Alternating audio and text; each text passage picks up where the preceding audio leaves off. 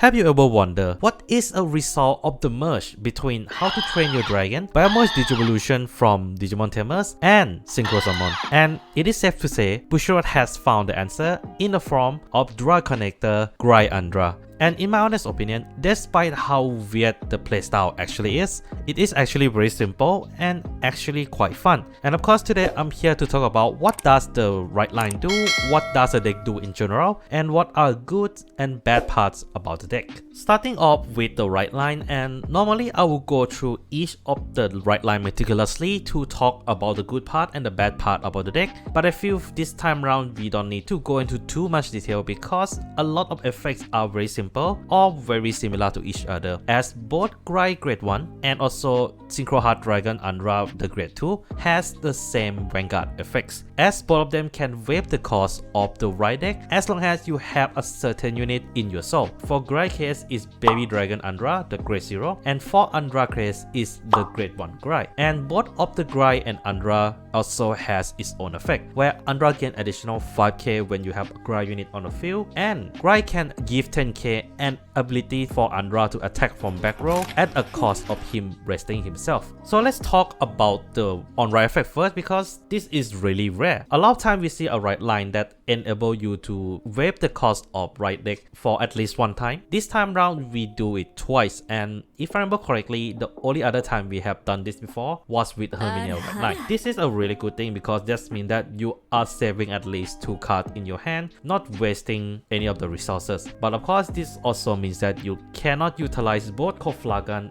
and Farhan normally because you are not discarding for right deck at all except for the first turn, in which are you seriously going to rely on that skill on that timing alone? I don't think so. How could this happen to me? But I think you guys might be wondering, how the hell are you going to be utilizing these 2 unit skill at the same time? Are we going to have run additional copy of this unit in your deck? Well, the answer to that is no. And that is because all we need to do is to calm ourselves down, remove all the confusion and the messiness in your mind, and try to achieve the state of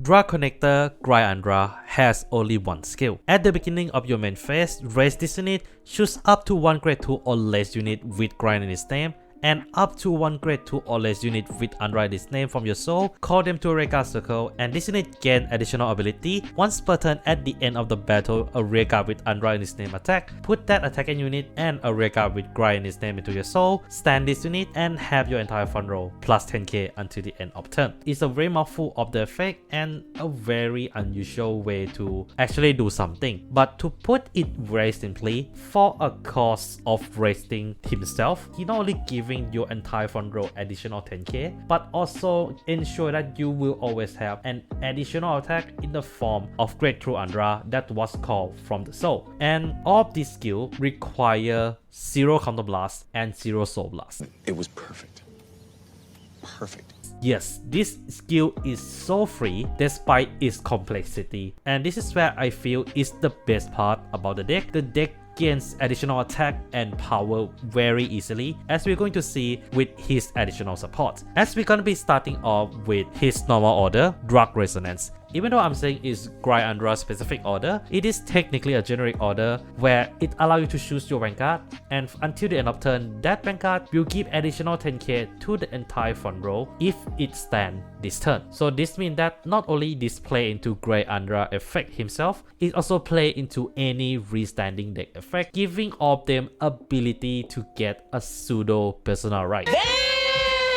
this is something that all the Dark State deck wanted to be able to obtain from the Final Rush order to begin with, but couldn't because Final Rush is being very stingy. So yeah, this is a very disgusting order, and also give you a revelation that you should actually run more normal order in this deck so that you can actually utilize cards like Latifa, which also help to search for more of Drug Resonance, as well as help you to thin your deck down in the best way possible. There's nothing much to say. This is just really busted card, and I'll be honest, with just these 5 cards alone, Graiandra is already a very solid unit, but they're also giving 3 additional rearguard to this deck that is very effective in their own right. As we're starting off with Ren Serenity Griffin, who is definitely the least interesting among the 3, as he is just a 10k booster with additional option to retire your opponent back row if you so desired. Having a 10k booster is really nice, but I feel most of the time this will be a unit that you will go into if you don't have Shenri. So it is not a terrible card, but it is not a very interesting card as well. That's what she said.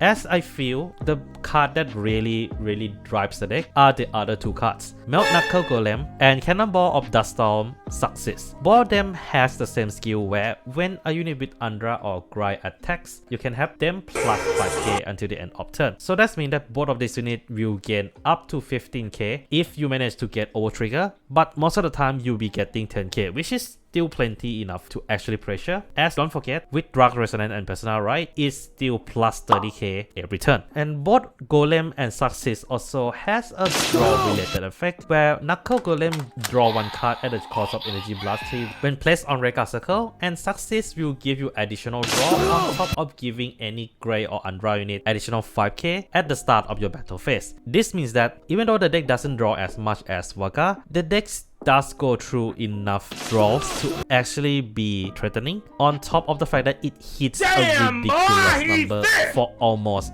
every single turn, which is the best aspect about Graiandra. This deck gains so much power at almost little to no cost. You also have to take into account the fact that the deck also have access to normal order engine, which means that the deck can thin decently well, on top of the fact that the deck can also draw a very decent amount of cards thanks to Success and Knuckle Golem. But this doesn't mean that the deck is perfect, as just like Vaga, the deck do need to get their pieces, especially Draco Resonance, to actually make every single part of the deck works. Of course, Graiandra doesn't rely on it, but the deck works best with it. And of course, if in the future we have more deck that can disrupt the soul, this is also this deck Kryptonite, because without the grade 2 and grade 1 in their soul, the deck literally cannot play at all. And that is Graiandra, the deck that seems to rip off a lot of things from different IPs but actually doesn't really relate